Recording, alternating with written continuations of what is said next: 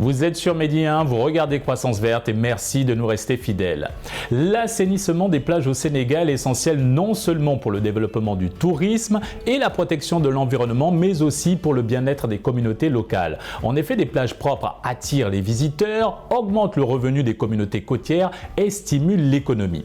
L'équipe de Croissance Verte s'est rendue sur quelques plages du pays pour voir comment elles sont entretenues et constater les défis auxquels elles font face. Le compte rendu de ce périple sur la petite côte sénégalaise dans un instant à travers notre reportage. Et pour avoir un éclairage complémentaire sur le sujet, nous sommes avec Monsieur Mbaké Seck, écologiste. Vous êtes également l'ancien président du RENOP, le réseau national des organisations communautaires de la protection de l'environnement. Merci d'avoir accepté notre invitation. Merci, je suis heureux d'être sur le plateau de Croissance Verte, une émission que nous sauvons avec beaucoup de plaisir parce que ça nous édifie sur beaucoup de problèmes environnementaux et nous permet d'avoir les bons comportements. Merci Monsieur Seck et on se retrouve ici juste après notre reportage, direction Bourg, plus précisément dans la commune de Sali avec Eva Sagna et Bachir Boudian.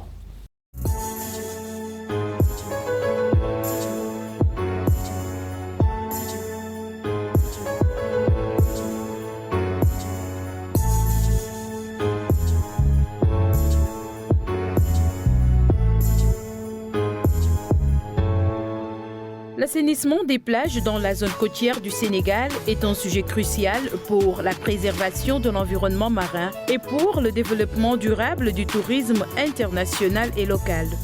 À Bourg, plus précisément dans la commune de Sali, la gestion des plages est devenue une réalité.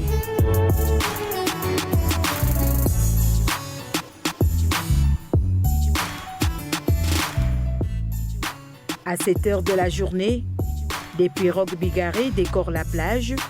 Chacun profite du soleil et des opportunités qu'offre le littoral. Des baignades, débarquements, nettoyage et tri de poissons.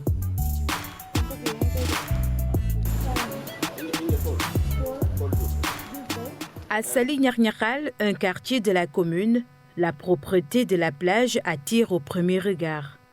Ce que vous voyez ici, ce sont des brises de lames parce que pendant longtemps, la commune de Sali a vécu l'avancée de la mer. Maintenant, avec l'appui du gouvernement du Sénégal, à son temps avec le président Macky Sall, on a pu vraiment restaurer la plage en créant ces brises de lames. Mais après aussi, la création de ces brises de lames pour restaurer la plage, il y a, au niveau de chaque plage, on a créé ce qu'on appelle des comités de gestion. Et ces comités de gestion sont chargés de la surveillance, du nettoiement, vraiment du suivi de tout ce qui va rendre la plage propre, quoi. Donc aujourd'hui, on est là présentement au niveau de la plage de Nyarnyakal.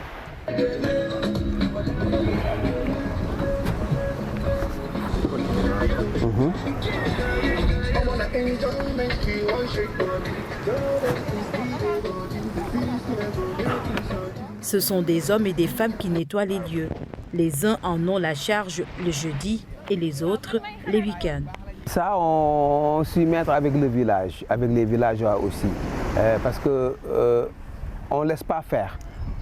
Parce que comme on nettoie, parce qu'on nettoie pas, parce qu'il y a le tourisme qui est là, qu'on nettoie. On nettoie parce qu'on est là, on veut voir que la plage soit propre à chaque fois. C'est pour ça qu'on nettoie. On a créé un comité de gestion qui est là, qui est créé par cette projet avec l'APIX et les ENDA comme ça.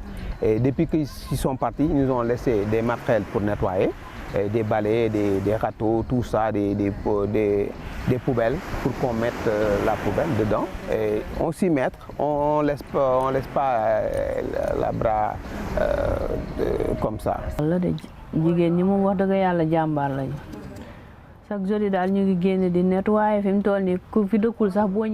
Nous sommes toutes déterminées dans le nettoyage de la plage. Chaque jeudi, nous nettoyons les lieux. Et moi, j'y veille personnellement, car je ne permets pas que l'on jette des ordures ici. Et quand quelqu'un le fait, je l'interpelle. C'est mon rôle. Nous militons pour une plage propre et nous avons l'appui de la municipalité et nous a récemment fourni du matériel de nettoyage. ñu ñuy jàppale yàquñu ci dara ñu ngi defar suñuy saabu suñuy produit di jaay suñuy biir ak eau de javel. Nous les hommes, nous nettoyons les week-ends. Quant aux femmes, elles le font le jeudi. Mais j'ose dire que les femmes sont plus organisées que les hommes. Car nous les hommes, nous allons toujours en mer et nous ne sommes pas sur place. Et lorsque nous rentrons parfois très tard, ce qui casse un petit peu cette dynamique.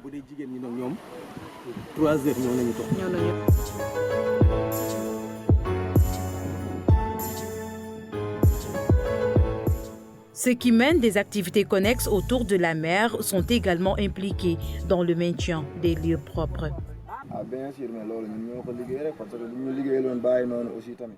Les lieux nous appartiennent tous et nous sommes dans l'obligation de les maintenir propres. Nous n'avons pas eu les moyens nécessaires pour le faire, mais grâce à la Banque mondiale, nous sommes là aujourd'hui, comme vous pouvez le constater. Mais il faut beaucoup mettre du sien pour que ça aboutisse. Et c'est tout ce qu'on demande ici.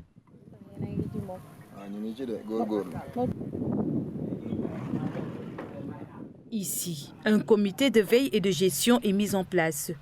Il veille à l'entretien de la plage. Sa principale préoccupation est la gestion de l'espace marin après la visite des touristes locaux. Dans un premier temps, c'est la Banque mondiale qui a financé la restauration des plages, qui s'appelait le projet PDTE. Il y avait Endapoc et l'APIX.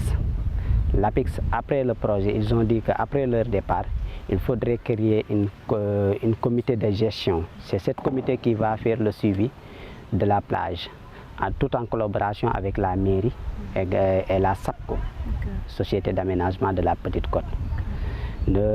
La Banque mondiale nous a doté des matériels de nettoiement parce qu'elle nous avait promis qu'ils vont nous faire des boutiques, des quincailleries maritimes, des mini-quais de pêche. En contrepartie, nous aussi, comme nous sommes de la zone, d'essayer de nettoyer régulièrement les plages. Tout le temps. Depuis 5 ans, on essaye de faire. On essaie aussi de convaincre les jeunes. Ce n'est pas facile, mais on essaie quand même de convaincre les jeunes parce que l'insalubrité fait partie de la vie. Nous aussi, en tant qu'environnementalistes, nous essayons de convaincre les jeunes à ce sens-là. Nous essayons vraiment, mais ce n'est pas du tout facile. C'est pas facile. Mais il y a des jeunes aussi qui viennent, qui participent au nettoiement. Il y a des bénévoles, des gens qui souvent on les trouve sur les plages. Eux aussi, ils ont envie de nettoyer ou bien d'aider. Tout à l'heure, j'ai vu un toubab, un blanc, qui a ramassé des poubelles et les jeté dans le bac. Il est nécessaire d'améliorer les infrastructures d'assainissement le long des côtes pour éviter la pollution de la mer. On aime beaucoup parce qu'on est habitant de ce village. Donc on a grandi ici et c'est un endroit vraiment qui est magnifique. Depuis la restauration, on est vraiment content de cette plage. On l'entretient à chaque fois. Donc tout ça, c'est important aussi. On ne peut pas vous faire une bisou comme ça, après vous laisser tomber comme ça après. C'est impossible, c'est pas normal du tout.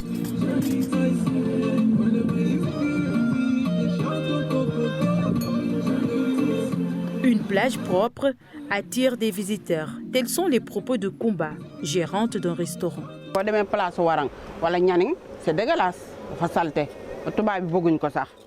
À la plage de Warang ou à Nyaning, ce n'est pas propre et les touristes n'apprécient pas. Par contre, ici à Saly-Nyarnyakal, c'est très propre et ils aiment beaucoup car la propreté attire. Une plage comme celle-ci, très propre, avec des restaurants propres, ne peut attirer que des visiteurs. Nous faisons de notre mieux pour rendre les lieux très propres. Le set dafa am importance ci doomu aadama parce que yàlla bindul lu tilim kon ni dafa war a set.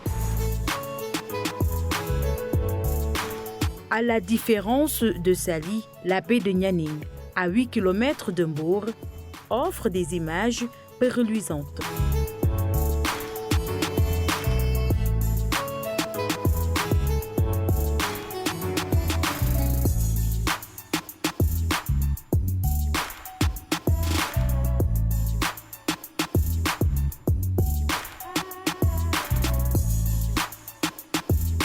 Des déchets plastiques jonchent la plage. Mamadou Diop, alias Mamdi Rassoul, nous fait part de la provenance de ces déchets. Aucun des Nyalingwa ne viennent jeter leurs poubelles ici. Parce que j'ai travaillé dans des projets avec Enda Energy. Nous avons fait des enquêtes, mais tous les poubelles que vous voyez ici, ça ne vient pas du village. Ça vient de Mbour. Ça vient de Mbour, ça vient de là. Donc ça ne vient pas à l'intérieur de Nyaling. Donc on a fait des enquêtes et je pense qu'aujourd'hui, on est en train de travailler sur ça avec Enda qui est en train de nous accompagner, avec d'autres ONG. Je pense qu'on va y arriver, Inch'Allah. Nous, on ne jette pas de poubelles à la plage. On ne voit jamais les Nyalingwa jeter leurs poubelles, non. Non, ça c'est déjà fait. C'est déjà fait. Oui, ça vient de Mbour. Et je prends mes engagements. Comme je t'ai dit, je travaille sur des projets. Et on a fait des enquêtes. Et moi-même, je faisais partie de ces enquêtes-là. Toutes ces poubelles viennent de Mbour ou peut-être dans les bateaux à l'intérieur de la mer. Mais ça ne vient pas dans le village de Nyaling. Nous, les Nyalingwa, ils n'ont pas l'habitude de venir jeter tout ce qui est déchets plastiques. Non, non, non. Si ça existait, je te le dirais, hein, parce que moi, je suis un reggaeman. Activiste et défenseur de l'environnement, il plaide pour une restauration des plages de Nianing à l'image de celle de Saly.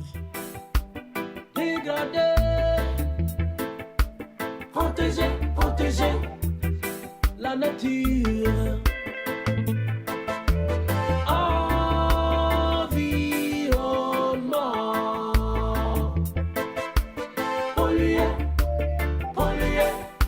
Dans son combat contre la pollution de la mer, la déforestation, le réchauffement climatique, Mamdi Rassoul dédie une chanson à sa lutte contre toutes ces questions environnementales. L'occasion de dire à l'État du Sénégal la restauration des plages de Nialing, comme Saly, parce que voilà, il y a une érosion côtière et toute la population souffre. Et puis même côté touriste, les touristes, les acteurs du tourisme, ils souffrent. Les pêcheurs, ils souffrent. Tout le monde souffre. Donc, nous vous demandons, prochaine fois, il faut venir restaurer les plages de Nialing. Dia Rastafari. L'assainissement des plages dans la zone côtière du Sénégal nécessite une approche holistique, ce qui implique la gestion des déchets, l'amélioration des infrastructures d'assainissement, la sensibilisation communautaire, le renforcement de la législation et une gestion durable du littoral. Ces efforts combinés peuvent contribuer à préserver les plages sénégalaises et à promouvoir un environnement marin sain pour les générations futures.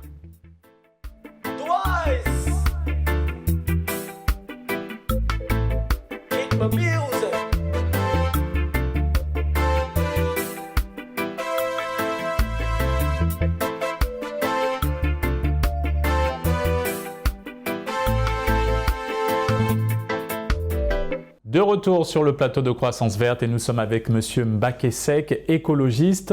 Monsieur Seck, tout d'abord, que pensez-vous de ces différentes initiatives mises en place à Saly, sur la petite côte sénégalaise, pour l'assainissement de leurs plages? Permettez-moi d'abord de féliciter votre équipe pour l'excellent reportage que nous venons de suivre. Le reportage est très complet. Il y a plusieurs dimensions qui sont au niveau des plages qui sont prises en compte. Les équipes d'encadrement, les efforts de l'État et l'effort communautaire pour en tenir la plage sont extrêmement importants à mon avis. Ce que nous venons de voir, c'est des plages de la petite côte du Sénégal. Et cette petite côte, c'est une manne financière pour l'économie sénégalaise parce que c'est la zone par excellence du tourisme. C'est heureux que les populations comprennent qu'elles doivent participer aux efforts collectifs pour que ce tourisme continue à être une manne pour le Sénégal.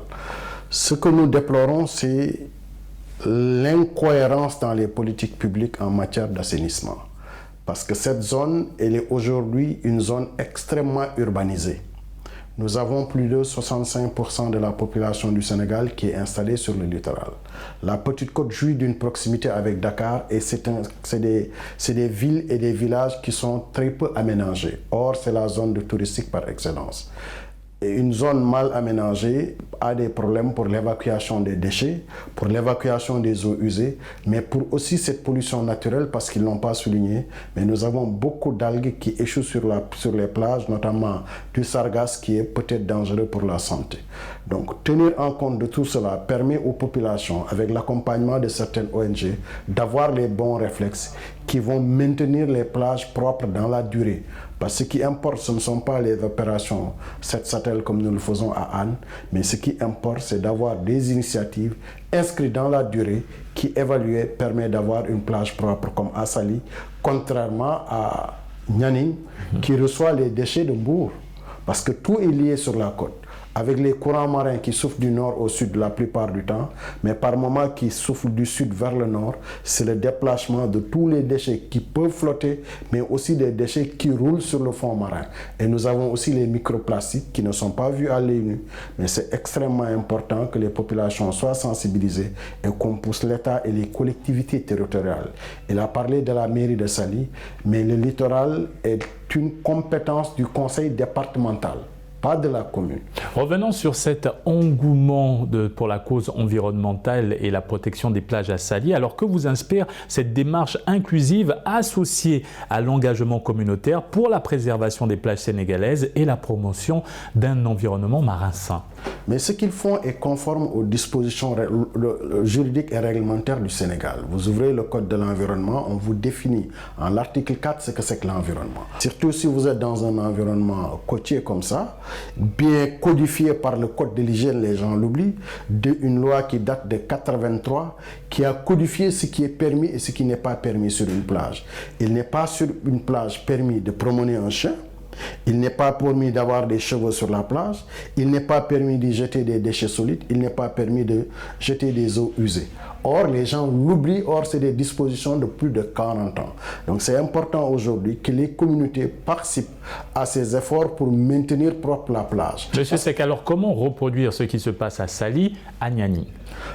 C'est la sensibilisation. Nous avons eu la chance de voir notre ami Rasta, qui avec sa philosophie de Rastaman est extrêmement engagé, parce qu'il a participé à des enquêtes, il a participé à une sensibilisation et il continue à faire le travail. Mais il se sent un peu isolé dans ce grand combat. C'est discuter, sensibiliser, montrer aux gens qu'ils peuvent gagner de l'argent avec une plage propre, qu'ils peuvent avoir une meilleure santé avec une meilleure qualité de l'air, qu'ils peuvent avoir même des ressources qui sont tirées de la pêche. Parce qu'il y a plusieurs formes de pêche. Il y a les scènes de plage qui permettent de pêcher à partir de la plage. Donc du point de vue de la santé, du point de vue du plaisir et du point de vue professionnel, nous sommes gagnants en ayant des plages propres. C'est pourquoi si les pouvoirs publics ne jouent pas réellement le rôle, nous devons les appeler et aller ensemble vers des plages propres avec des actions de tous les jours. Parce que l'origine de ces pollutions sont doubles. Il y a une pollution naturelle qui nous vient de la mer, mais il y a une pollution anthropique qui nous vient de l'action des hommes. Avec l'absence de ramassage régulier de déchets, nous avons tendance à nous servir de la plage comme décharge. Et les déchets qui sont là-bas, qui ne sont pas biodégradables, comme le plastique, restent sur place. Les déchets biodégradables pourrissent, avec les vers et les mouches, empêchent la bonne fréquentation de la plage. Monsieur Mbacké Seck, vous êtes écologiste, mais également l'ancien président du RENOP, le réseau national des organisations communautaires de la protection de l'environnement. Vous avez mené plusieurs actions sur votre plage à Anne. Si vous pouvez revenir sur ces principales initiatives que vous avez mises en place afin de protéger ce joli espace. Vous savez, la baie de Anne est l'une des plages les plus polluées du Sénégal. On ne peut pas habiter à côté d'une si belle plage et ne plus pouvoir s'y baigner. C'est pourquoi depuis presque 2 décennies, nous menons des opérations régulières pour améliorer la situation de la plage. Et nous commençons à avoir des résultats parce que les tendances sont inversées aujourd'hui. Il n'y a plus de déchets biodégradables sur la plage, il n'y a plus de vermine, il y a moins de mouches. Or, avant, il était impossible de prendre un repas à côté de la plage. Aujourd'hui, sur presque comme toutes les plages du Sénégal, nous avons des déchets plastiques et des algues qui viennent de la mer. Mais nous avons inversé les tendances. C'est pourquoi aujourd'hui, quand nous suivons un reportage pareil, nous sommes fortement sensibilisés et nous souhaitons que cette conscience écologique qui nous a qui nous accompagne à Anne et que nous avons vu à Saly puisse s'étaler sur l'ensemble des 718 km de côte qui sont victimes de la pollution et qui empêchent les populations riveraines de profiter pleinement de la plage. Vous avez déroulé un programme avec les enfants des écoles de Anne qui allie éducation environnementale et préservation des plages. Qu'en est-il de ce programme et de sa continuité? Nous sommes aujourd'hui satisfaits avec le nouveau code de l'environnement qui a inclus aujourd'hui en son article 12 l'éducation environnementale dans les centres de formation, dans les écoles et dans tous les lieux publics. Donc l'éducation environnementale, c'est un segment extrêmement important dans ce que nous faisons. De même qu'une émission comme Croissance verte, parce que ça nous permet de sensibiliser nos concitoyens du Sénégal et de l'extérieur sur l'importance de la protection de l'environnement. Nous essayons très tôt d'inculquer aux enfants une conscience environnementale pour leur permettre d'entamer la protection de la plage, parce que ceux qui salissent les plages viennent de la maison. C'est une bassine d'eau usée remplie de déchets que nos jeunes filles déversent sur la plage. Mais une fois que ces enfants, au niveau des écoles, comprennent que cette plage est source de recherche, c'est un lieu de jeu, c'est un lieu où on peut se baigner et s'amuser, ces enfants vont avoir les bonnes pratiques et ne plus salir la plage. Monsieur Seck, selon vous, comment les infrastructures d'assainissement peuvent-elles être améliorées le long des côtes sénégalaises? Il faudrait que ces infrastructures d'assainissement, si nous prenons le réseau d'eau pluviale, servent simplement à l'évacuation des eaux pluviales, qu'on n'en fasse pas un réseau unitaire qui évacue à la fois des eaux usées, domestiques, non traitées et les eaux pluviales. Parce que la pollution de l'eau est plus pernicieuse que la pollution de la plage. Il faudrait qu'au niveau de nos villages côtiers et de nos communes côtières, avec l'aide de la SONAGED, qu'on ait un système de ramassage régulier des ordures. Que les bonnes dames, les professionnels de la pêche, les professionnels des chantiers navals qui construisent des pirogues, que chaque segment qui utilise la plage considère qu'il a un rôle important à jouer. Et l'arrivée de ces camions, l'enlèvement fréquent des ordures permettra de ne pas avoir des tas, parce que c'est les tas qui sont nuisibles.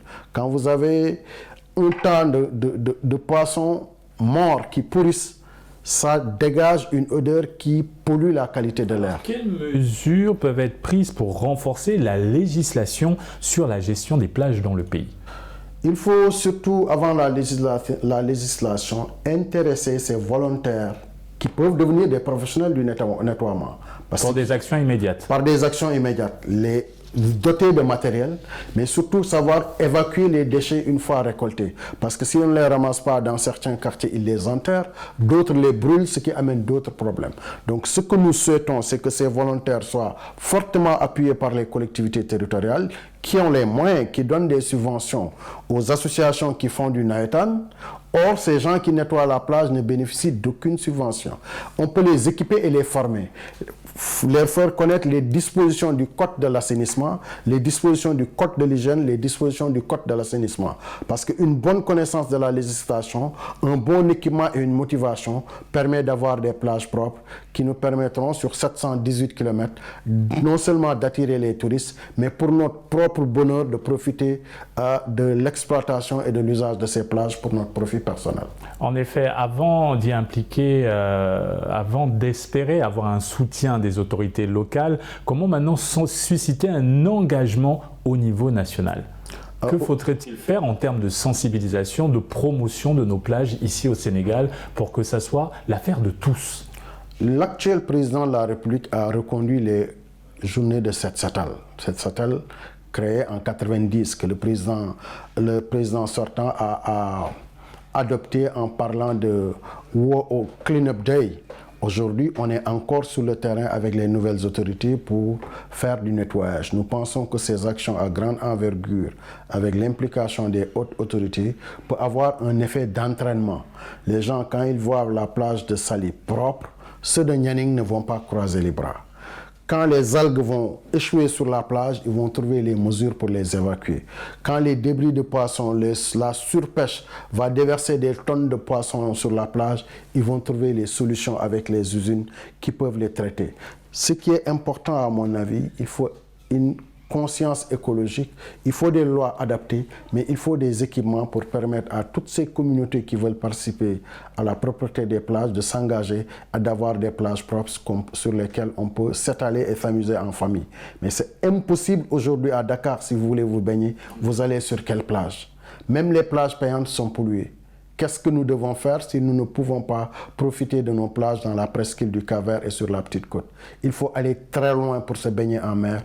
Or, il faut des efforts soutenus dans la durée avec des équipements adaptés pour avoir des plages propres. Il y a une disposition du Code de l'hygiène que le gouvernement ne respecte pas. On doit faire des prélèvements pour vérifier la qualité de l'eau sur nos plages. Cette disposition doit être respectée et nous allons inviter les pouvoirs publics à continuer à protéger les baigneurs avec des plages propres, mais avec des eaux de bonne qualité. Merci M. Seck pour cet éclairage et merci encore d'avoir accepté cet entretien. Merci pour tout ce que vous faites pour nous dans la protection de l'environnement. Et c'est sur ces paroles pleines de sagesse que s'achève cette émission. Excellente suite des programmes sur Média.